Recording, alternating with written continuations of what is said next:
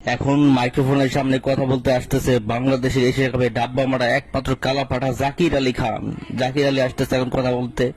জাকিরের কাছে আমার প্রথম প্রশ্ন, আচ্ছা জাকির, তোর ক্যাপ্টেন বানাইছে কে বল? আমি একজন চুলপাক না, আমি নিজেই ক্যাপ্টেন হয়েছি, আমার কেউ ক্যাপ্টেন বানায় নাই। আচ্ছা, বুঝতে পারলাম যে তোর কেউ ক্যাপ্টেন বানায়, তুই নিজেই চুল পাকটামি করে ক্যাপ্টেন হইছস।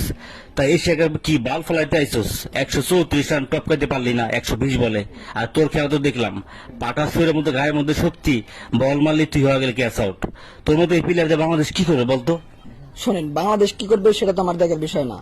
আমি ছিলাম আমার বউর চিন্তায়। আমার বউ সবসময় ভিডিও কল দিয়ে বলে কোন সময় খেলা শেষ হবে তুমি আমার জন্য ডাব সাবান নিয়ে আসবা। সেই চিন্তায় বলেন আমি কি করব, আমি এই জন্য আমি ক্যাচ আউট হয়ে গেছি।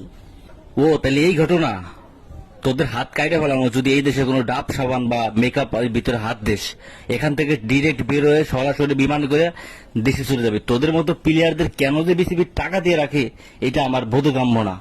তোরা চুল পাকটা যা, একদম পিছনে টাকা বেড়ে সোজা চলে যাবে, যা যা যা যা যা বাইরে।